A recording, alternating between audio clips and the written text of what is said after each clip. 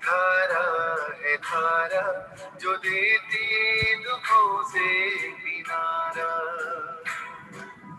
मुरली अमृत की धारा है धारा जो देती दुखों से किनारा।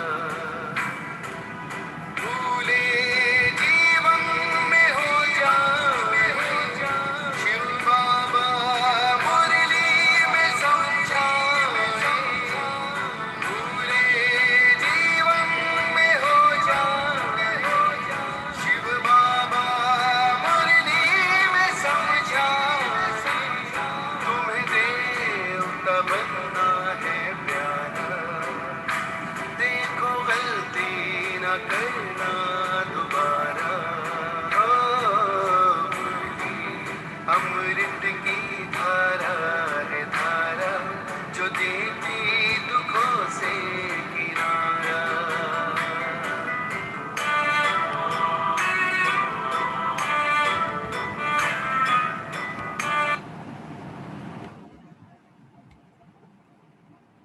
ओम शांति।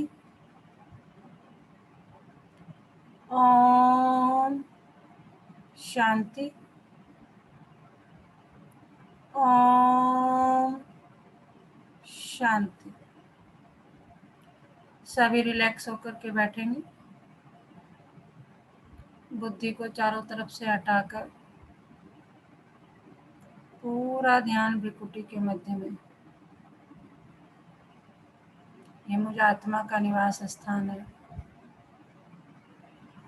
मैं आत्मा इस शरीर की मालिक हूँ। मैं आत्मा इन कर्मेंद्रियों की मालिक हूँ। मैं बहुत भाग्यवान आत्मा हूँ कि परमपिता परमात्मा ने मुझे अपना बनाया है। कोटों में कोई और कोई में भी कोई भाग्यवान आत्मा मैं हूँ।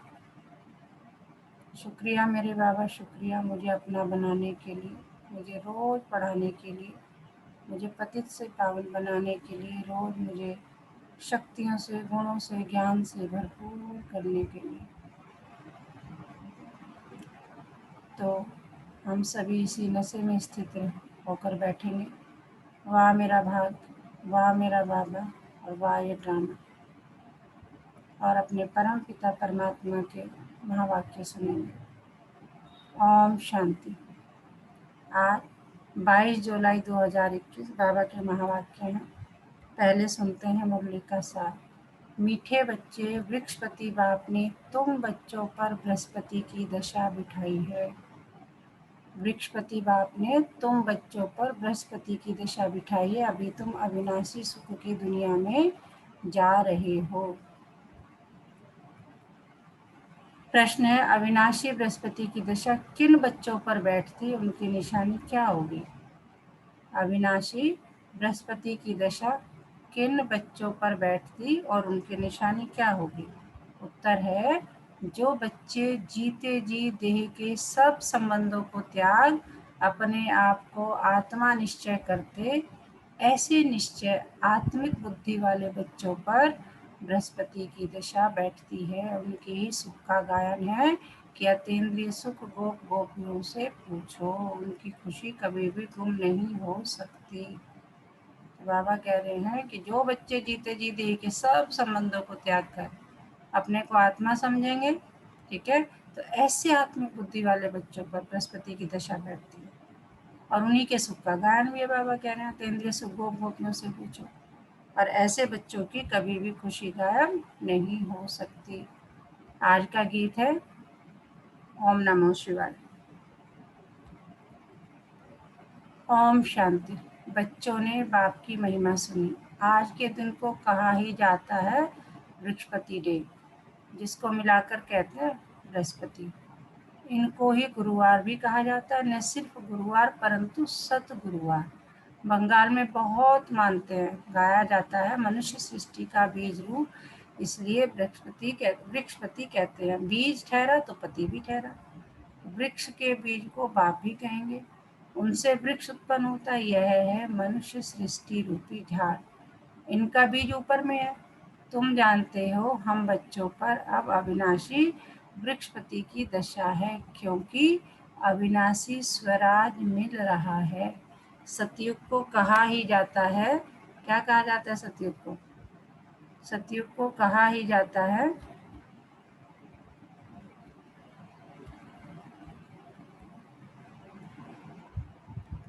अविनाशी सुखधाम। कलयुग को कहा जाता है विनाशी दुखधाम। अब ये दुखधाम का विनाश होना है। सुखधाम अविनाशी है, आधा कल्प चलता है जो अविनाशी बृहस्पति स्थापन कर रहे हैं। बच्चों को सर्विस के लिए पॉइंट्स नोट करनी है। प्रदर्शनी में यह पॉइंट मुख्य समझाने की है, क्योंकि मनुष्य तो कुछ भी जानते नहीं, बरोबर यह है ज्ञान। अब आप यह ज्ञान देते ही हैं नई और पुरानी दुनिया के बीच में, फिर यह प्राय लोप हो जाता है। देवताओं को ये ज्ञान नहीं होता। अगर ये चक्र का ज्ञान हो तो फिर राजाई में मजा ही ना आए। अभी भी तुमको ख्याल होता है ना, क्या राज्य लेकर फिर हमारी हालत होगी। परंतु यह तो ड्रामा बना हुआ है, चक्र को फिरना ही है। वर्ल्ड की हिस्ट्री ज्योग्राफी रिपीट हो रही है। कैसे रिपीट हो रही है तुम बच्चे जानते हो। यह है मनुष्य सृष्टि। तुम्हारी बुद्धि में मूल वतन का झाड़ भी है। सेक्शन सबका अलग अलग है। ये बातें कोई भी बुद्धि में कभी नहीं होगी। कोई शास्त्रों में तो ये लिखी हुई नहीं है। हम आत्मा असुर शांति धाम की रहवासी है, अविनाशी है, कब विनाश को नहीं पाते। वह समझते हैं बुदबुदा पानी से निकल फिर उसमें मिल जाता है। तुम्हारी बुद्धि में सारा राज है। आत्मा अविनाशी है, जिसमें सारा पाठ बंधा हुआ है। ये चक्र का नॉलेज कोई शास्त्रों में नहीं है, बल्कि कहाँ कहाँ स्वास्थ्य का भी दिखाते हैं। चक्र की सिर्फ ऐसे ऐसे लकीर लगा देते हैं, जिससे सिद्ध होता है अनेक धर्म थे। बाप ने समझाया है मुख्य धर्म और शास्त्र है चार। सतयुग त्रेता में तो कोई धर्म स्थापन होता नहीं, न वहाँ कोई धर्म शास्त्र होता है। यह सब द्वापर से शुरू होते हैं, फिर देखो कितनी वृद्धि होती है। अच्छा, गीता कब सुनाई गई? बाप कहते हैं मैं कल्प के संगम युगे ही आता हूँ। उन्होंने फिर कल्प अक्षर निकाल सिर्फ संगम युगे लिख दिया है। वास्तव में संगम युगे और कोई धर्म स्थापन नहीं करते हैं। ऐसे नहीं कि त्रेता के अंत द्वापर के आदि के संगम पर इस्लामी धर्म स्थापन हुआ, नहीं, कहेंगे द्वापर में स्थापन हुआ। यह संगम का सुहाना समय है, जिसको कुंभ कहते हैं। कुंभ संगम को कहा जाता है। यह आत्माएं और परमात्माओं के मिलन का संगम। यह रूहानी मेला संगम पर ही होता है। उन्होंने पानी की गंगा का नाम वाला कर दिया है। ज्ञान सागर पतित पावन को जानते ही नहीं। उसने कैसे पतित दुनिया को पावन बनाया, कोई शास्त्रों में है नहीं। अब तुम बच्चों को बाप कहते हैं माम एकम याद करो, देह के सब धर्म त्यागो। किसको कहते हैं? आत्माओं को। इसको कहा जाता है जीते जी मरना। मनुष्य शरीर छोड़ते हैं तो देह के सब संबंध छूट जाते हैं। देह के सब संबंध कब छूटते हैं? जब शरीर छोड़ते हैं। बाप कहते हैं जो भी देह के संबंध है वह सब छोड़ अपने को आत्मा निश्चय करो। निश्चय आत्मिक बुद्धि बनो। जितना जाति याद करेंगे तो बृहस्पति की दशा होगी।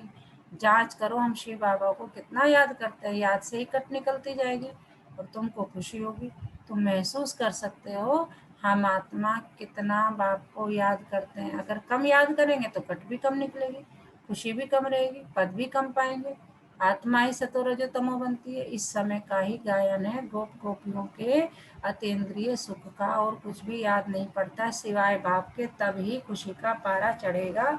हमारे ऊपर बृहस्पति की दशा अथवा सतगुरु की दशा है। फिर कभी खुशी गम हो जाती है तो कहते हैं बृहस्पति की दशा बदल राहु की बैठी है। कोई बहुत साहूकार होते हैं, कोई सट्टा लगाया या दिवाला निकाला। भारत में ही जब ग्रहण लगता है तो कहते हैं दे दान तो छुटे ग्रहण। तुम्हारा देवी देवता धर्म भी 16 कला संपूर्णता उनको ग्रहण लगा हुआ है। राहु की दशा बैठती है, इसलिए देवताओं के आगे जाकर गाते हैं आप सरगुण संपन्न हम पापी कपटी। अभी तुम समझते हो राहु का ग्रहण लगने से सब काले बन गए हैं। चंद्रमा की पिछाड़ी में लकीर जाकर रहती है। बाप भी समझाते हैं तुम देवी देवताओं के भी चित्र है। गीता ही आदि सनातन देवी देवता धर्म का शास्त्र है, परंतु ये अपने धर्म को नहीं जानते हैं। रिलीजियस हेड्स की कॉन्फ्रेंस करते हैं, तुम वहाँ भी समझा सकते हो। ईश्वर सर्वव्यापी तो है नहीं, वह तो बेहद का बाप है। बच्चों को आकर वर्षा देते हैं, साधु संत आदि को तो वर्षा मिलता नहीं, तो मानेंगे कैसे? तुम बच्चों को ही वर्षा मिलता है। मुख्य बात है ही यह सिद्ध करने की कि ईश्वर सर्वव्यापी नहीं है। शिव जयंती होती है, शिव जयंती कहो अथवा रुद्र जयंती को रुद्र यह ज्ञान यज्ञ रचते हैं, है तो शिव। वही गीता ज्ञान यज्ञ है जिससे विनाश ज्वाला प्रज्वलित होती है। प्रैक्टिकल में तुम देखते हो कैसे निराकार बाबा ने रुद्र ज्ञान यज्ञ रचा है। बाबा कह रहे तुम तो प्रैक्टिकल में देख रहे हो, साकार तो कुछ कर नहीं सके। यह बेहद का यज्ञ है, इनमें सारी पुरानी दुनिया स्वाहा होनी है, बाकी तो वह सब है जिस्मानी यज्ञ। कितना रात दिन का फर्क है। बाप कहते हैं ये रुद्र ज्ञान यज्ञ है, विनाश भी होना है। तुम जब पास हो जाएंगे, पूरा योगी और ज्ञानी बन जाएंगे, फिर तुम्हारे लिए नई दुनिया स्वर्ग चाहिए, नर्क का जरूर विनाश चाहिए। राजस्व सुमेध अक्षर भी ठीक है, घोड़े को स्वाहा करते हैं, वास्तव में है तुम्हारा यह। एक दक्ष प्रजापति का भी यज्ञ रचते हैं, उनकी भी कहानी है। अब तुम बच्चों को कितनी खुशी होनी चाहिए। हमको बृहस्पति बाप पढ़ा रहे हैं, हमारे ऊपर अब बृहस्पति की दशा है, हमारी अवस्था बहुत अच्छी है। फिर चलते चलते लिखते हैं बाबा हम तो मूंझ गए हैं, पहले हम बहुत खुशी में थे, अब पता नहीं क्या हुआ है। यहाँ आकर बाप का बनना बड़ी यात्राएं, वहाँ तीर्थ यात्राओं पर जाते हैं तो कितने पैसे खर्च करते हैं। अब यहाँ तो दान करने की बात नहीं, इसमें कुछ भी पैसा खर्च नहीं करना, वह है जिस्मानी यात्राएं। और तुम्हारी कैसे यात्रा है? रूहानी यात्रा। जिस्मानी यात्रा से फायदा कुछ भी नहीं। गीत में भी है ना, चारों ओर लगाए फेरे फिर भी जन्म जन्मांतर दूर रहे। अभी तुम समझते हो कितनी ढेर यात्राएं की होगी। कहाँ न कहाँ मनुष्य जाते जरूर है। हरिद्वार में गंगा जी पर जरूर जाते हैं, पतित पावनी गंगा समझते हैं ना। अब वास्तव में तुम हो सच्ची सच्ची ज्ञान गंगाएं। तुम्हारे पास भी बहुत आकर ज्ञान स्नान करते हैं। बाबा ने समझाया है सतगुरु एक ही है, सर्व का सदगति दाता, सिवाय एक सतगुरु के और कोई गुरु नहीं।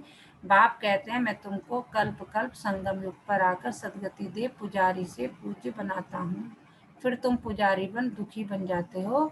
यह भी अभी पता पड़ा है। बरोबर हमारा आधा आधा राज्य चलता है। फिर द्वापर में हम सो देवी देवता वाम मार्ग में चले जाएंगे। जब रावण राज्य शुरू होता है तब से ही वाम मार्ग शुरू होता है। उनकी भी निशानी है। जगन्नाथ के मंदिर में जाओ तो अंदर काली मूर्ति है, बाहर में देवताओं के गंदे चित्र है। उस समय अपने को भी थोड़ी ही समझ में आता था कि क्या है। विकारी मनुष्य विकारी दृष्टि से देखेंगे तो समझते थे देवताएं भी विकारी थे। यह लिखा हुआ है देवताएं वाम मार्ग में जाते हैं। ड्रेस भी देवताओं की दी है। यहाँ भी देलवाड़ा मंदिर में जाओ तो ऊपर में स्वर्ग लगा हुआ है, नीचे तपस्या में बैठे हैं। इन सब राजों को और कोई जानते नहीं है। बाबा कहते तुम्हारे सिवा ये सब राज कोई नहीं जानता। बाबा का तो अनुभवी रथ है ना। तुम बच्चे अब समझ रहे हो आत्माएं और परमात्मा अलग रहे बहुकार। तुम जो पहले अलग हुए हो फिर तुम ही आकर पहले मिलते हो। सतयुग का फर्स्ट प्रिंस है श्री कृष्ण। कृष्ण का बाप भी तो होगा ना। कृष्ण के माँ बाप का इतना कुछ दिखाते नहीं है, सिर्फ दिखाते माथे पर रखकर नदी से उस पार ले गया, राजा आदि कुछ नहीं दिखाई है। उनके बाप की महिमा क्यों नहीं है? अभी तुम जानते हो इस समय कृष्ण की आत्मा ने अच्छी रीति पढ़ाई पढ़ी है, जिस कारण माँ बाप से भी उच्च पद पाया है।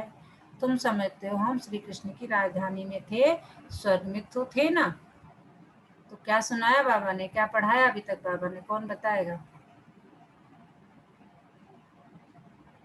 हाँ जी। ओम शांति दीदी। ओम शांति। जो हमारे बाबा हैं शिव बाबा, वो हमें कह रहे हैं कि देहधारी जब तक बने रहोगे, जब तक बंधनों में ना फंसे रहोगे, जब अपने आप को आत्मा समझ लोगे तो आप सब बंधनों से मुक्त हो जाओगे। तो बाबा का आज जो मोटिव है वो है कि हमें ना देह का मान और अभिमान सब त्याग कर हमें आत्मा का ध्यान रखना है, ताकि हमारी यात्रा ना वो सहज और सरल हो जाए। जी। ओम शांति। बाबा कह रहे फिर हम चंद्रवंशी बने, अब फिर सूर्यवंशी बनने के लिए श्रीमत पर चल पावन दुनिया के मालिक बनेंगे। हर एक अपनी अवस्था को देख सकते हो। अगर हम इस समय शरीर छोड़ दें तो किस गति को पाएंगे, हर एक समझ सकते हैं। जितना बाप को याद करेंगे उतने विकर्म विनाश होंगे। मनुष्य के ऊपर कोई आपते में दुख आता है, वे दिवाला निकालते हैं तो साधुओं का जाकर संग करते हैं। फिर मनुष्य समझते यह तो भगत आदमी है, ठगी थोड़ी करेंगे। ऐसे ऐसे भी 2-4 वर्ष में बहुत धनवान हो जाते हैं। उन्हों के बहुत छिपे हुए पैसे होते हैं। हर एक अपनी बुद्धि से समझ सकते हैं। तुम्हारे में भी बहुत है जो बहुत कम याद करते हैं। इसलिए बाबा कहते हैं अपना कल्याण चाहते हो तो अपने पास नोटबुक रखो, चार्ट नोट करो। हम सारे दिन में कितना समय याद में रहे। मनुष्य तो सारे जीवन की भी हिस्ट्री लिखते हैं। तुमको तो सिर्फ याद का चार्ट लिखना है, अपनी ही उन्नति है। बाबा को याद नहीं करेंगे तो उच्च पद पा नहीं सकेंगे, विकर्म विनाशी नहीं होंगे तो उच्च पद कैसे पाएंगे? फिर सजाएं खानी पड़ेगी। मोचरा जो नहीं खाएंगे तो पद अच्छा मिलेगा, मोचरा खाकर फिर कुछ थोड़ा बहुत पद पाना वह क्या काम का? धर्मराज का मोचरा न खाएं, बेइज्जती ना हो, या पुरुषार्थ करना है। तुम देखते हो शिव बाबा बैठा रहता है, फिर धर्मराज भी है, तुमको सब साक्षात्कार कराते हैं। तुमने यह किया था याद है, अब खाओ सजा। फिर उसी समय सजाएं उतनी ही खाती है जितनी जन्म जन्मांतर खाते हैं। पिछाड़ी में थोड़ा रोटी टुक्कड़ मिला, उससे क्या फायदा? मोचरा तो नहीं खाना चाहिए। अपनी अवस्था की जांच करनी है, जैसे पोथा मेल निकालते हैं, कोई 6 मास का, कोई 12 मास का, कोई तो रोज का भी निकालते हैं। बाप कहते हैं तुम भी व्यापारी हो। कोई विरला व्यापारी बेहद के बाप से व्यापार करे, धन नहीं तो तन मन तो है ना। उनको शराब भी कहते हैं, मट्टा सट्टा करते हैं ना। तुम तन मन धन देते हो, रिटर्न में 21 जन्म के लिए कितना वर्षा पाते हो?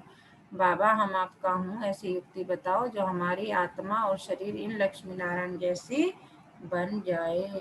बाबा कहते हैं मैं तुमको कितना गोरा बनाता हूँ, एकदम रूप ही बदल देता हूँ, है सांवरे से गोरा बना देता हूँ। दूसरे जन्म में तुमको फर्स्ट क्लास शरीर मिलेगा। तुम बैकुंठ में भी देखते हो, तुम जानते हो ये मम्मा बाबा फिर लक्ष्मी नारायण बनेंगे।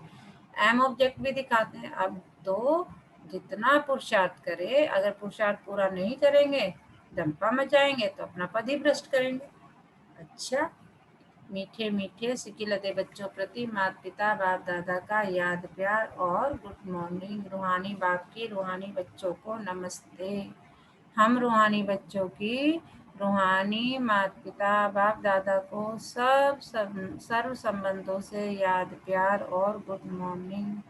नमस्ते बाबा, नमस्ते। शुक्रिया बाबा, शुक्रिया हमें अपना बनाने के लिए, हमें रोज पढ़ाने के लिए, हमें पतित से पावन बनाने के लिए। धारणा के लिए मुख्य सार, अपनी अवस्था की जांच स्वयं ही करनी है। अपने कल्याण के लिए डेली डायरी रखनी है, जिसमें याद का चार्ट नोट करना है। बेहद के बाप से सच्चा सच्चा व्यापार करना है। अपना तन मन धन बाप हवाले कर 21 जन्मों के लिए रिटर्न लेना है। निश्चय बुद्धि बन अपना कल्याण करना है। वरदान क्या है आज का?